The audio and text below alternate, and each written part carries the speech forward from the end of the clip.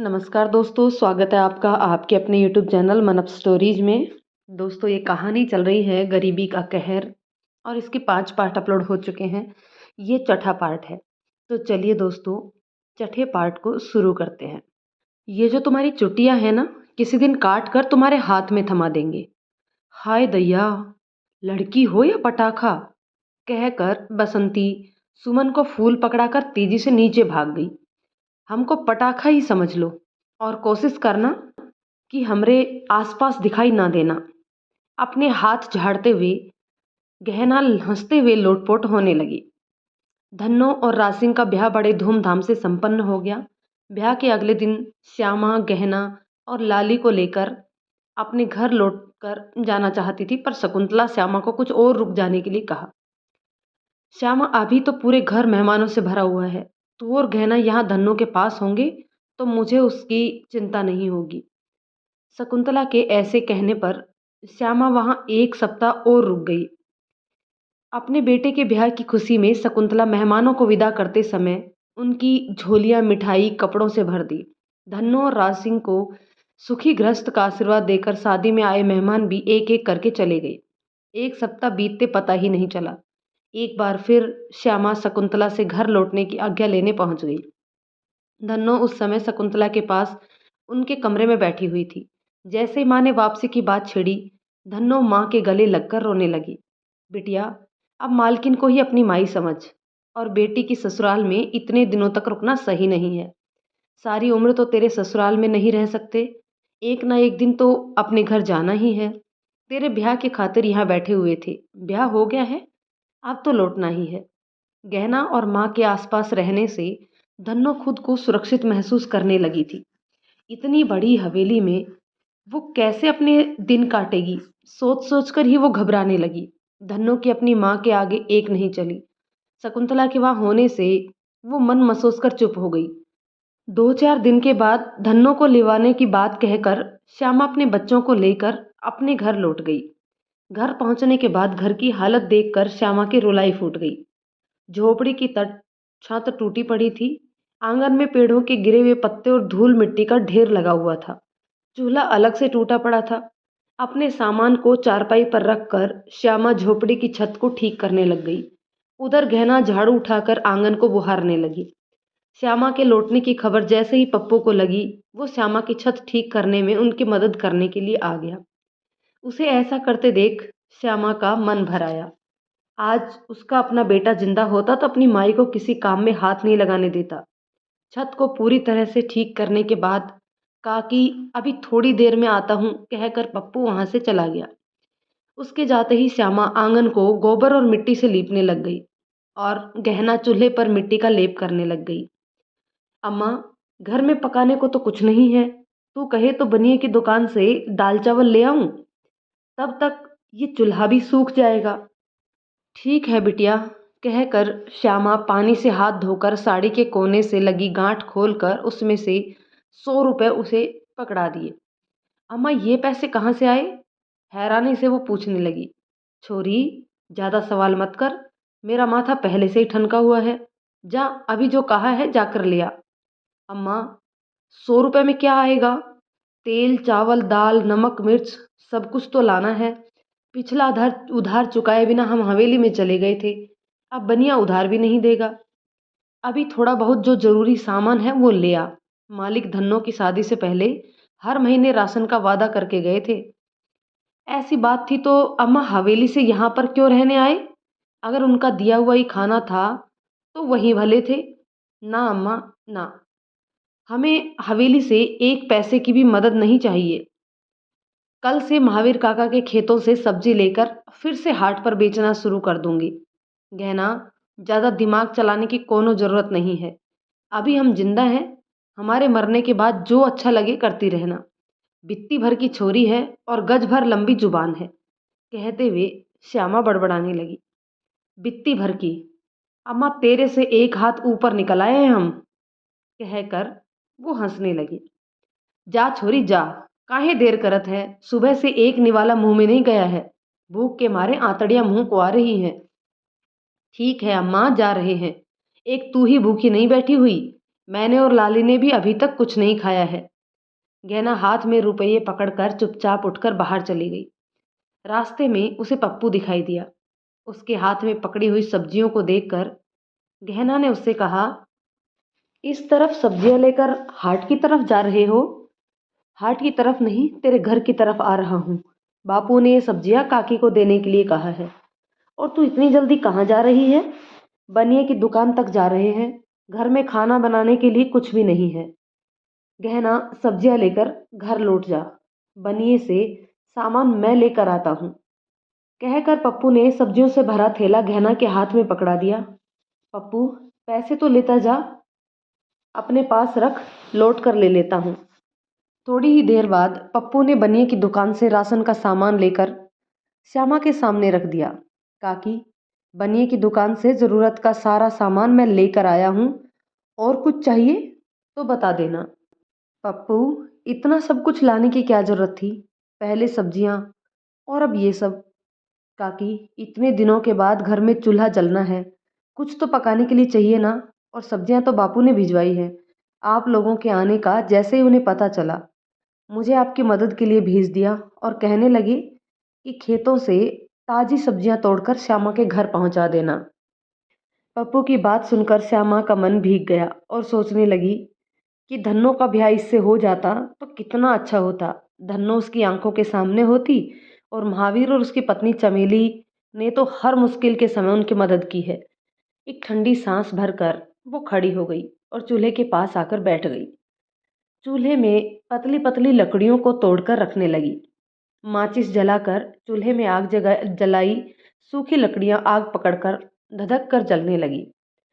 ऐसी ही एक आग उसके सीने में भी धधक रही थी, जो उसकी भीतर ही भीतर उसे खाए जा रही थी।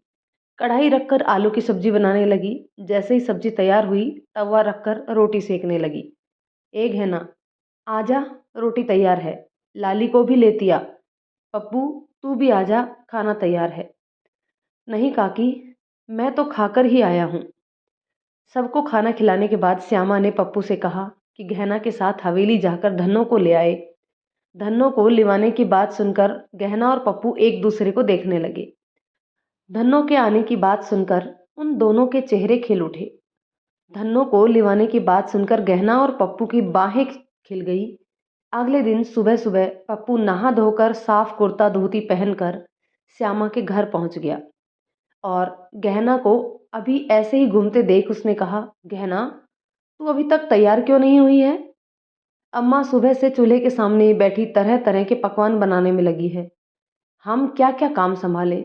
अभी पूरा आंगन साफ करके बैठे ही थे कि ये लाली नींद से उठ गई। तब से इसे गोद में उठाए घूम रहे हैं।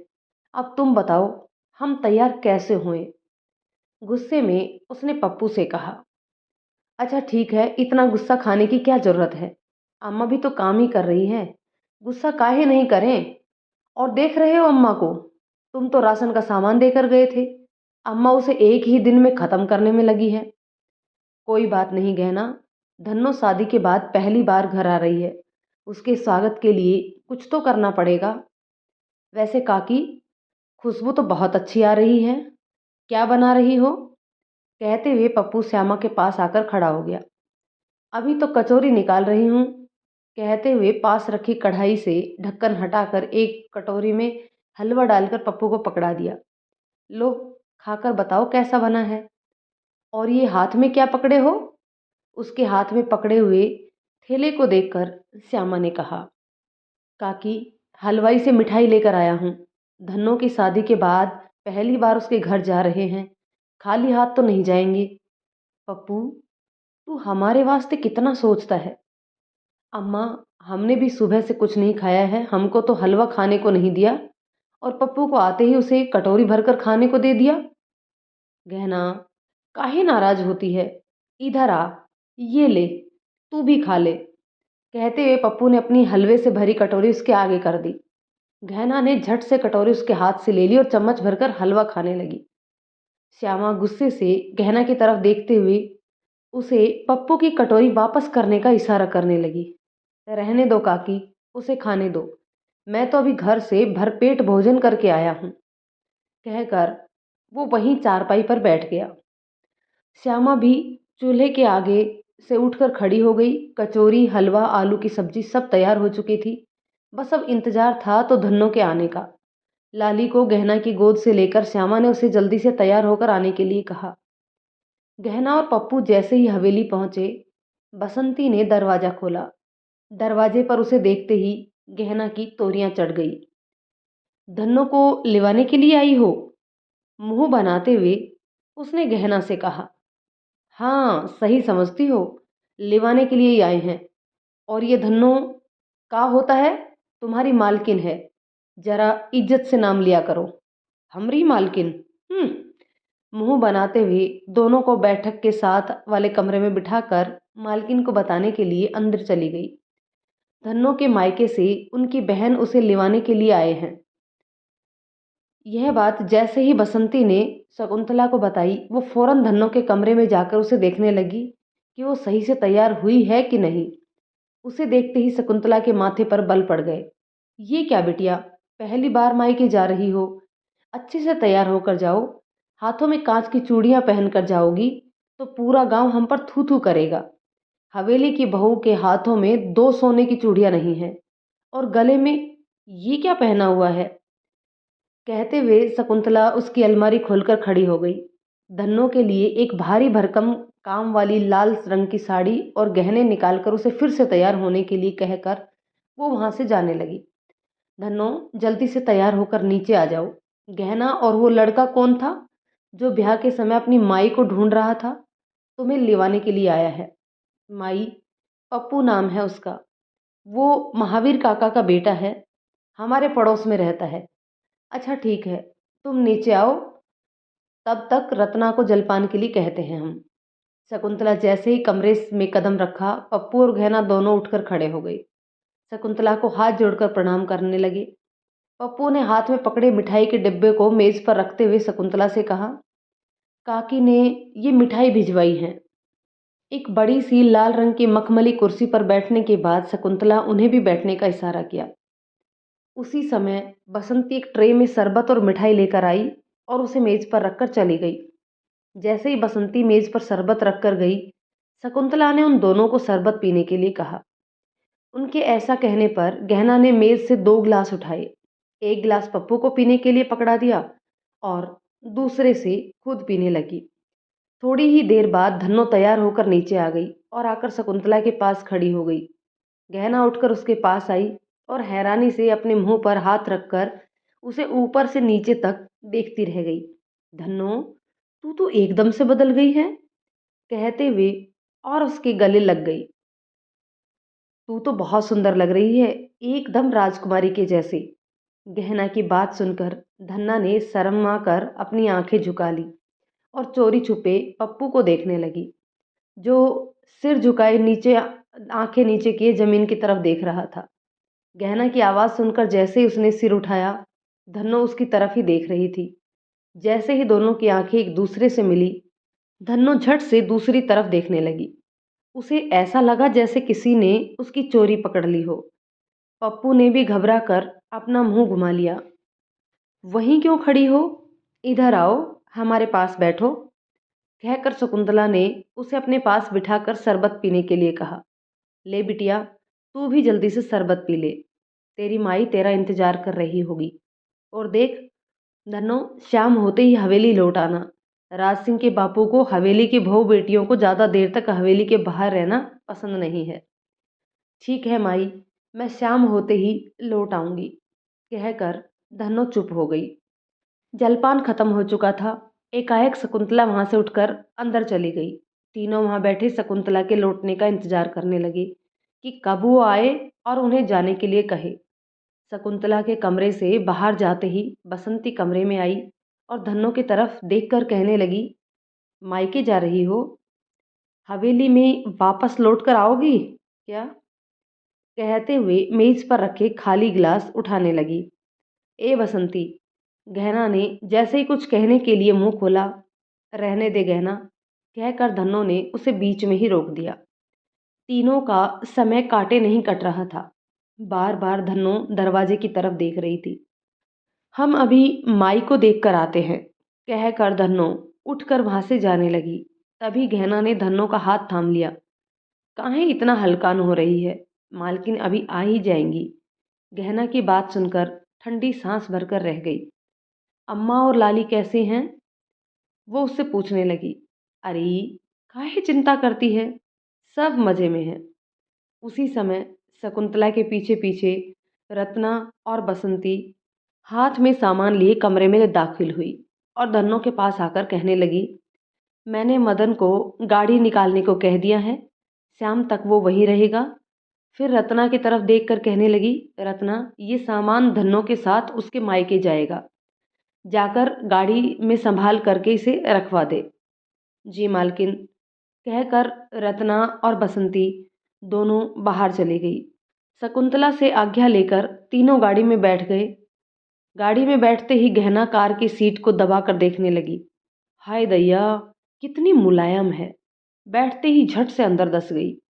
धन्नो ने आंख के इशारे से उसे चुप रहने के लिए कहा और कुछ ही देर में गाड़ी श्यामा के दरवाजे पर आकर रुक गई। गाड़ी रुकते ही मदन ने जैसे ही दरवाजा खोला, धन्नो गाड़ी से उतरकर सीधे घर के अंदर चली गई। मदन ने जैसे शकुंतला का दिया हुआ सामान गाड़ी से निकाला, पप्पू और गहना ने उसके हाथ से सामान ले लिया और आंगन में बिछी चारपाई पर रख दिया। धन्नो को देखकर श्यामा की आंखें भर आई और उसे गले लगाकर रोने लगी। माँ के गले लगते ही धन्नो भी फूट फूट कर रोने लगी। उसे रोते देखकर श्यामा ने उसे अपने से अलग किया और उसे देखने लगी। अरे पगली, काहे रो रही है? देख तो कैसे राजरानी लग रही है। कहते हुए उसके गले में पहने हुए हार और कंगनों को हाथ लगाकर देखने लगी। कितनी भाग्यवान है, हम तो सारी उम्र एक सोने का छल्ला नहीं बनवा कर दे सकते थे, जीजी ने तो तुझे सोने से तोल दिया है। उसे रोता देख श्यामा उसे चुप कराते हुए कहने लगी, आ बिटिया, इधर आकर बैठ। अपने आंसू पोंछते हुए उसने कहा। धन्नो के आने से पहले ही श्यामा ने चारपाई पर साफ सुथरी चादर बिछवा दी थी। धन्नो वहीं आंगन में खड़े अपने घर को देखते हुए झोपड़ी के अंदर चली गई और बापू की खाट खाली देखकर उसकी रुलाई छूट गई। बापू, एक बार तो अपनी धन्नो को देख लेता, इतनी क्या जल्दी थी जाने की। देख बापू, ये कंगन, झुमके, गले की माला, इन सब के खातिर तूने हमारी शादी राज सिंह बाबू से करी थी ना, तो अब काहे नहीं देख रहा है? एक बार तो अपनी धन्नो को इस वेशभूषा में देख लेता। कहकर धन्नो फूट फूट कर रोने लगी। उसके रोने की आवाज़ जैसे ही गहना के कानों में पड़ी, वो उसके पास आकर उसे चुप करवाने लगी। मत रो धन्नो, काहे जी हलकान कर रही है? कहकर उसके गले लग गई। बाहर आंगन में श्यामा उसके लिए भोजन की तैयारी करने लगी। थाली में कचौड़ी, आलू की सब्जी और हलवा परोसकर श्यामा उसके सामने थाली रखी और उसे खाने के लिए कहा। अम्मा, इतना सब कुछ बनाने की क्या जरूरत थी? हवेली में तो हर रोज यही खाना बनता है। मुझे तो तेरे हाथ के दाल चावल और भुने हुए आलू खाने थे। ऐसी बात है तो रात को तेरे वास्ते वही बना देंगे। अम्मा, माई ने कहा है राज सिंह बाबू के घर लौटने से पहले लौट आना। हमें शाम को ही घर लौटना है और ये माई ने सामान तुम सबके वास्ते भिजवाया है। श्यामा कपड़ा हटाकर थाल को देखने लगती है। लड्डू, बर्फी, मठरी से भरे थाल और कपड़े देखकर श्यामा चुप हो गई। का हुआ अम्मा, तू चुप काहे हो गई? जीजी इतना सब हमरे वास्ते भिजवाए हैं। धन्नो, हम तो तुमको कुछ नहीं दे सकते। कहते हुए उसकी आवाज़ रूंध गई। अम्मा, हमें कुछ नहीं चाहिए और माई बहुत अच्छी है, हमरा बहुत ध्यान रखती है। ईश्वर जीजी को लंबी उम्र दे बेटा। और राज सिंह बाबू कैसे हैं? वो तेरा ध्यान तो रखते हैं ना? राज सिंह का नाम सुनते ही धन्नो चुप हो गई। कहा हुआ बिटिया, वो तेरा ध्यान तो रखते हैं ना? श्यामा ने उससे दोबारा पूछा। हाँ अम्मा, बहुत ध्यान रखते हैं। कहते हुए धन्नो ने मुंह फेर लिया कि कहीं उसके आंसुओं को देखकर अम्मा दुखी ना हो जाए। श्यामा के घर के बाहर हवेली की गाड़ी खड़ी देखकर आसपास की औरतें धन्नो से मिलने के लिए आ गई। उनके आते ही पप्पू काम का बहाना बनाकर वहां से चला गया। धन्नो के कपड़े गहने देखकर आस पड़ोस की औरतें श्यामा के भाग्य पर डाह करने लगी। श्यामा एक थाली में धन्नो के ससुराल से आई मिठाइयाँ लेकर आई और सबका मुंह मीठा कराने लगी। शीला, मुंह मीठा करो, धन्नो की सास ने मिठाई भेजी है। अरे वाह, तेरे तो वारे न्यारे हो गए श्यामा। कितना लंबा हाथ मारा है तूने श्यामा। मिठाई का टुकड़ा मुंह में डालते हुए शीला ने हंसते हुए कहा, ऐसी कोई बात नहीं है। हवेली से खुद मालकिन रिश्ता लेकर आए थे। तुम तो जानती हो शकुंतला जीजी और मैं दूर की बहिनें हैं। इधर उधर की बातें करते हुए काफी देर हो गई थी। धन्नो औरतों के बीच से उठकर अंदर चली गई। बाहर श्यामा औरतों से भूप सिंह और शकुंतला की तारीफें करते नहीं थक रही थी। शाम होने को आई थी। धन्नो का दिल जोर जोर से धड़कने लगा और धन्नो अम्मा के गले लगकर रोने लगी। अम्मा, मुझे यहीं रोक ले, मुझे वहां वापस नहीं जाना। उसके स्वर में उदासी साफ दिखाई दे रही थी। पागल हो गई है छोरी। नहीं अम्मा, हम सच कह रहे हैं। हमें हवेली वापस नहीं जाना है। वापस नहीं जाना है? क्या रट लगाए बैठी है?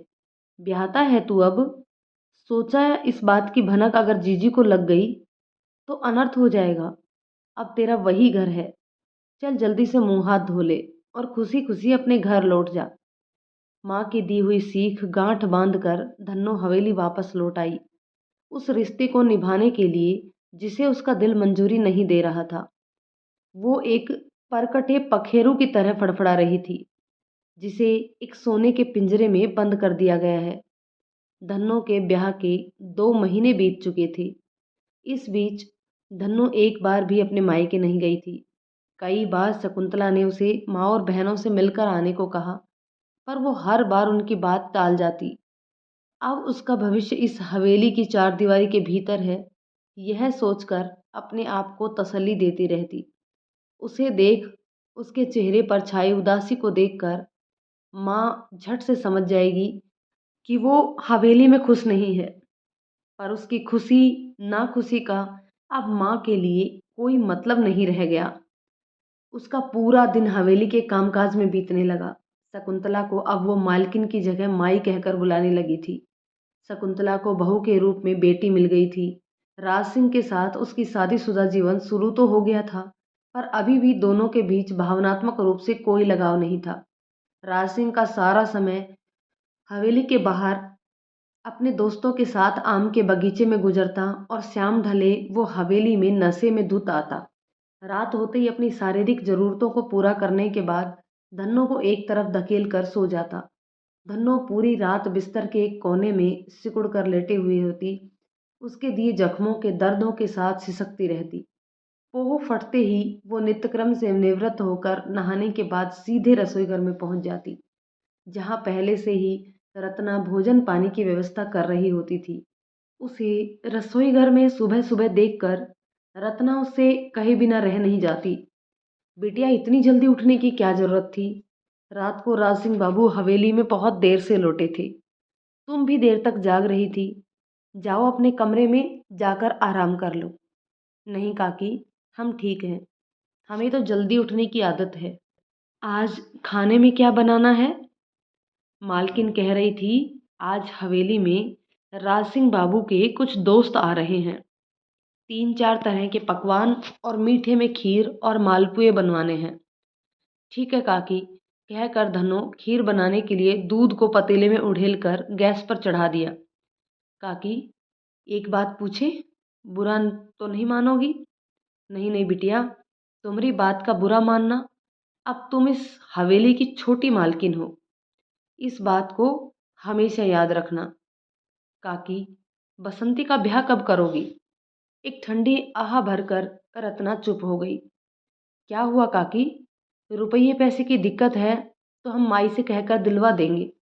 नहीं नहीं बिटिया, रुपये पैसे की कोई दिक्कत नहीं है। जब भी उससे ब्याह की बात करती हूँ तो काट खाने को आती है, कहती है हवेली छोड़कर कहीं नहीं जाऊंगी। तो दोस्तों, कहानी के इस पार्ट को अब यहीं रोकते हैं। मिलते हैं कहानी के एक और पार्ट में। तब तक ये कहानी आपको कैसी लग रही है कमेंट करके ज़रूर बताइएगा। और अगर ये कहानी पसंद आती है तो इसे लाइक और शेयर कर दीजिए। और अगर चैनल पर नए हैं तो प्लीज़ चैनल को सब्सक्राइब ज़रूर कर लीजिए। तो चलिए दोस्तों, मिलते हैं कहानी के एक और पार्ट में। तब तक के लिए शुक्रिया।